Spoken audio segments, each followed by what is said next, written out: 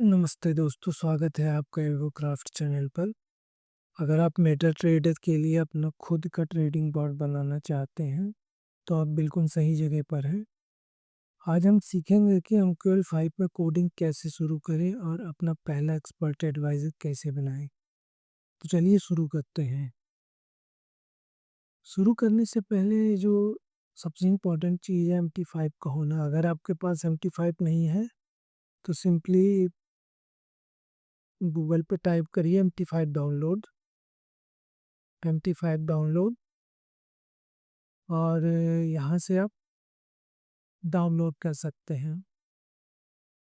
अगर आप Mac user हैं तो मैक के लिए डाउनलोड कर सकते हैं, अगर आप विंडोज़ यूज़र हैं तो विंडोज़ के लिए डाउनलोड कर सकते हैं। गाइस, इस वीडियो में मैं डाउनलोड नहीं करूँगा, पर अगर आपको कोई डाउट है तो आप कमेंट सेक्शन में पूछ सकते हैं रिगार्डिंग डाउनलोड और इंस्टॉल।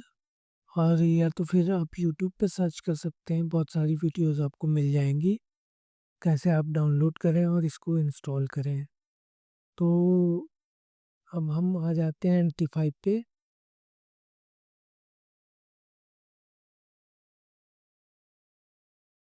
तो ये हमारा MT5 ओपन हो चुका है। यहाँ पे जाएंगे टूल्स में और मेटा कोड लैंग्वेज एडिटर पे क्लिक करेंगे तो आपको एक एडिटर ओपन हो जाएगा, MQL एडिटर, जिस पे हम सारा अपना कोड लिखेंगे।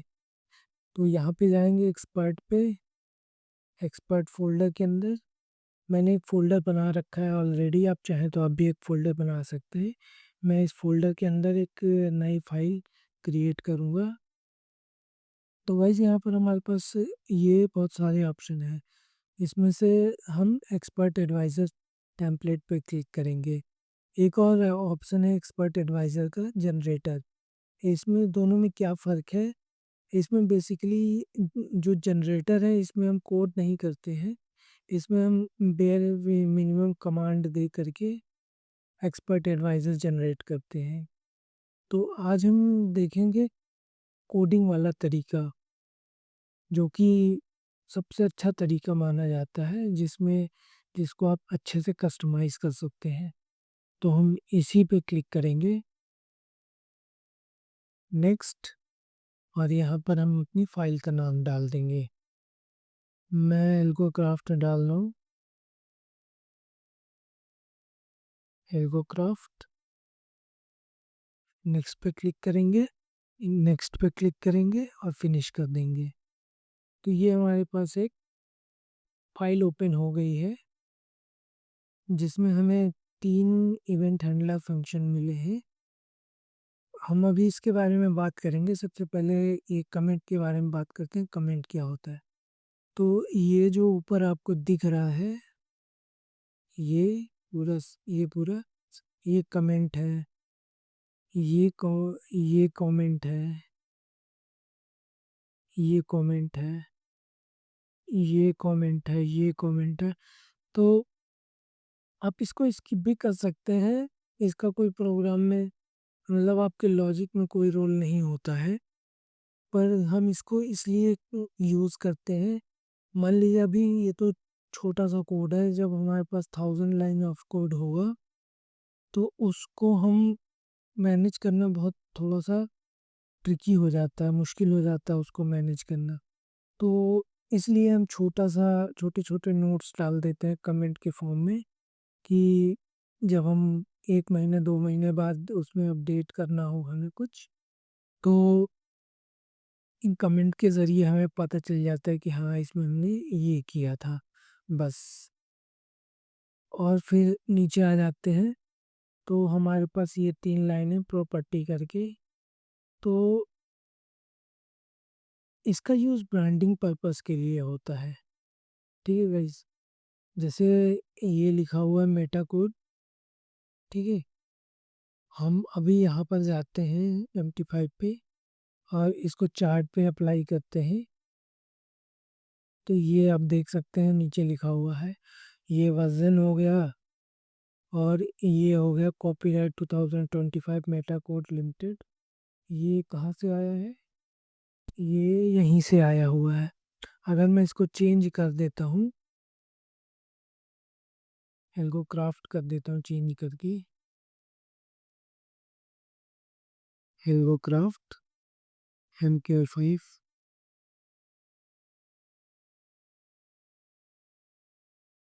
5 और इसको यहाँ पे भी चेंज कर देता हूँ।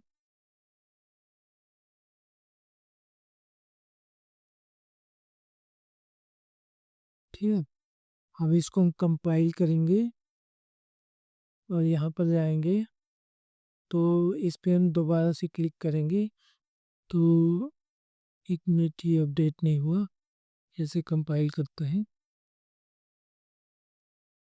अब इसको आप यहाँ को लेके आएंगे, ये रिफ्रेश नहीं होता है, एक बग कह सकते हैं इसको इसमें।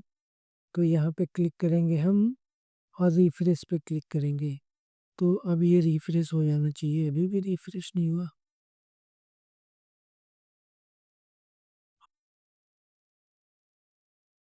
हाँ, यहाँ पे तो चेंज हो गया है बट ये यहाँ पे दिख क्यों नहीं रहा। फिर से क्लिक करते हैं, रिफ्रेश करते हैं,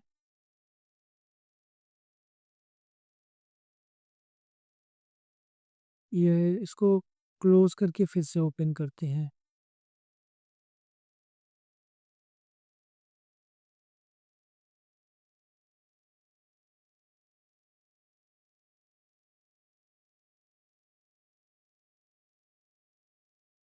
अभी इस पे हम क्लिक करेंगे तो ये देखें चेंज हो गया है।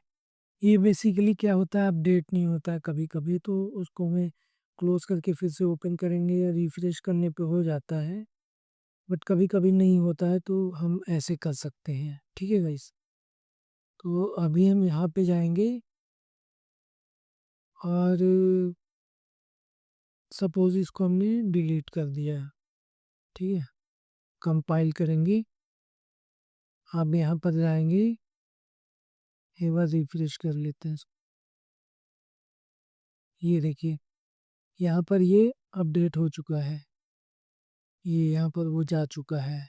ठीक है, तो यही यूज़ है इसका। अभी हम इसको वापस लाते हैं, कंपाइल करते हैं, फिर से जाते हैं वहाँ पर और इस पर दोबारा क्लिक करते हैं तो ये देखें फिर से आ गया है। ठीक है, तो अब हम आगे बढ़ते हैं और पढ़ते हैं इन फंक्शंस के बारे में। ठीक है, ये इवेंट हैंडलर फंक्शन है। तो इवेंट हैंडलर क्या होता है, सबसे पहली बात ये आती है इवेंट हैंडलर क्या होता है। इवेंट हैंडलर एक तरह से आप देख सकते हैं, जब कोई घटना घटित होती है तो उसका जो परिणाम होता है, घटना के परिणाम और घटना के बीच का जो मैकेनिज्म होता है, वही इवेंट हैंडलिंग कहलाता है। जैसे हम एग्जांपल लें, हमने बटन दबाया और फैन चालू हो गया, तो बटन दबाने और फैन चालू होने के बीच में जो मैकेनिज्म है, जिसने इन दोनों मतलब एक इवेंट को अंडरस्टैंड किया और दूसरी जो उसके इवेंट का जो परिणाम है वो आया, वो इस इवेंट हैंडलिंग वही मैकेनिज्म हम कह सकते हैं। ये मैकेनिज्म ही है, इसी मैकेनिज्म को इवेंट हैंडलिंग कहते हैं। जैसे आप साइकिल ले लीजिए, साइकिल चल रही है, आपने ब्रेक मारा, साइकिल रुक गई। ब्रेक मारना आपका इवेंट हो गया और साइकिल रुकना उसका परिणाम हो गया। उसके बीच का जो मैकेनिज्म है, जैसे आपने ब्रेक मारा, जो ब्रेक शू या रबड़ होता है वो रिम के साथ चिपक गया तो हमारी गाड़ी रुक जाती है। तो इसी बीच के मैकेनिज्म को हम इवेंट हैंडलिंग कह सकते हैं। इवेंट हैंडलिंग कह सकते हैं। ये एक इवेंट को हैंडल कर रहा है, घटना को हैंडल करके उसके परिणाम को उत्पन्न कर रहा है, यही है बस। तो ऑन इनिट ये किस घटना को हैंडल करता है, जैसे हम अपने एक्सपर्ट एडवाइजर को चार्ट पे अटैच करते हैं तो अटैच करना क्या हो गया, इवेंट हो गया। और जब वो चार्ट पे अटैच हुआ, उसको अंडरस्टैंड किया इस ऑन इनिट फंक्शन में, ऑन इनिट फंक्शन में, ठीक है। और इसके अंदर जो भी होगा वो परिणाम होगा इसका, ठीक है। जैसे मैं प्रिंट करता हूँ यहाँ पर,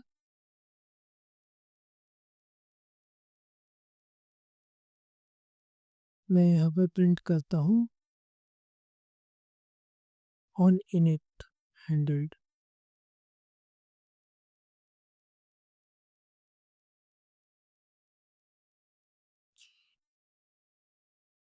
हैंडल, ठीक है। अभी मैं इसको कंपाइल करता हूँ और यहाँ पर जाता हूँ, तो वैसे आप यहाँ पर देखिएगा अभी यहाँ पर कुछ भी नहीं है, ठीक है। अभी जब मैं इसको चार्ट पे अटैच करूँगा तो आप यहाँ नीचे देखिएगा, ये देखिए ऑन इनिट हैंडल। जब ये हमारा एक्सपर्ट एडवाइजर चार्ट से अटैच हुआ तो एक इवेंट उत्पन्न हुआ। उस इवेंट को हैंडल किसने किया, ऑन इनिट फंक्शन ने। और जो भी उसके अंदर था यहाँ पर प्रिंट हो गया, ठीक है। ये ऑन इनिट। और अब आते हैं हम ऑन डी इनिट पे। ऑन डी इनिट कब यूज़ होता है, किस इवेंट पे यूज़ होता है।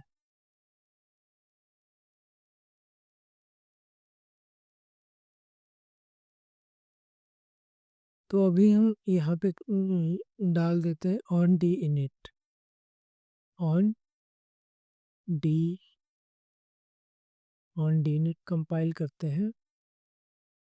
तो ये कब ट्रिगर होता है, जब हमारा चार्ट, जब हमारा एक्सपर्ट एडवाइज़र चार्ट से रिमूव होता है, ठीक है। तो अब हम, जब ये हमारा चार्ट से रिमूव होगा एल्गो एक्सपर्ट, इसको हम क्लियर कर लेते हैं। तो अभी देखिए, अभी जब हम इसको अटैच करेंगे, ये पुराना वाला इसमें अटैच है। जब हम नया अटैच करेंगे तो पुराना वाला डी अटैच होगा और नया वाला अटैच होगा, ठीक है।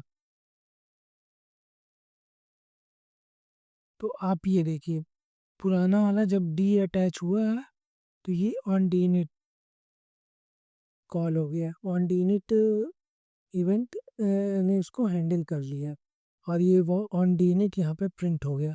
अब मैं इसको जब ओके करूँगा तो हमारा अभी जो हमने अटैच किया है वो अटैच होगा इससे।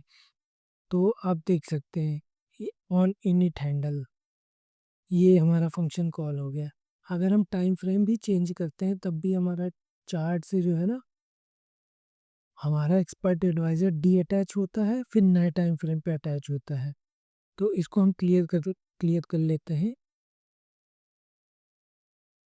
ये क्लियर हो गया। अभी आप देखिएगा नीचे, ये हमने क्लिक किया, सबसे पहले चार्ट से हमारा एक्सपर्ट एडवाइज़र डी अटैच हुआ, फिर से अटैच हुआ, अटैच हुआ तो ये फंक्शन कॉल हुआ, डी अटैच हुआ तो ये फंक्शन कॉल हुआ।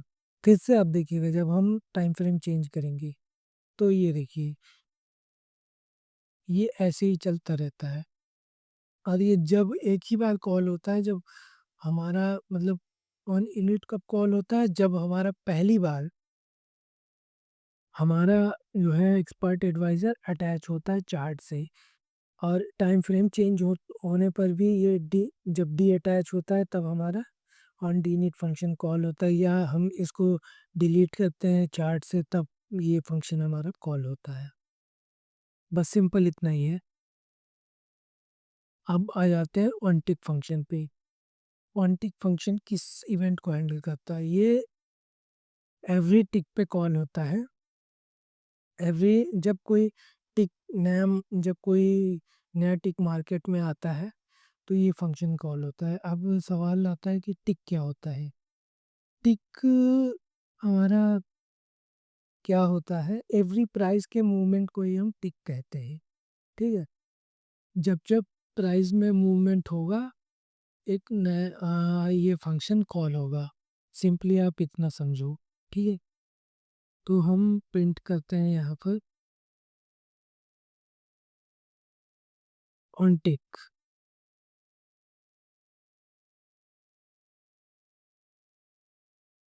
On tick called.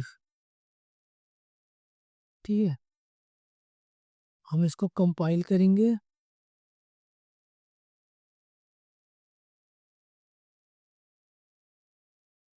ठीक है, अभी जब हम इसको दोबारा से इसमें अब पुराना वाला रिमूव करके नया अटैच करेंगे तो आप यहाँ पर देखिएगा।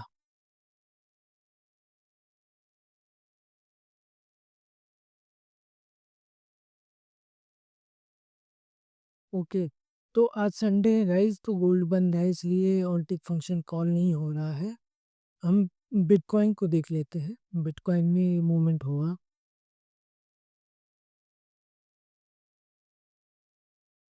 ये देखिए, हर एक टिक पे कॉल हो रहा है, हर एक टिक पे ऑन इनिट फंक्शन कॉल हो रहा है, क्योंकि प्राइस का मूवमेंट हो रहा है। प्राइस में जो मूवमेंट हो रहा है उसी को ये ऑन टिक हैंडल करना है बस। ठीक है,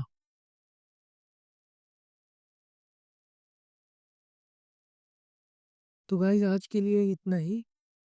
अम्म, जिन लोगों ने गाइज सी प्लस प्लस पहले पढ़ रखा होगा उनके लिए ये आसान लग रहा होगा, पर जिन लोगों ने नहीं पढ़ा है, जिन्हें पहले कोई प्रोग्रामिंग नहीं की है, उनके लिए थोड़ा सा ये मुश्किल लग सकता है। तो आपको परेशान होने की ज़रूरत नहीं है, हम इसको एकदम बेसिक से पूरा समझेंगे, स्टेप बाय स्टेप। बस आप वीडियो में बने रहिए, हर एक वीक एक नया वीडियो आएगा और उसमें हम बेसिक से पूरा एडवांस तक पढ़ेंगे इसको, और एकदम फुल फंक्शनल एक्सपर्ट एडवाइज़र बनाएंगे। तो गाइज़ आज के लिए इतना ही। प्लीज़ वीडियो को लाइक ज़रूर कर दीजिएगा। अगर आप लोगों के मन में कोई डाउट हो तो आप कमेंट में पूछ सकते हैं, और जाने से पहले चैनल को सब्सक्राइब ज़रूर करिएगा। धन्यवाद गाइस।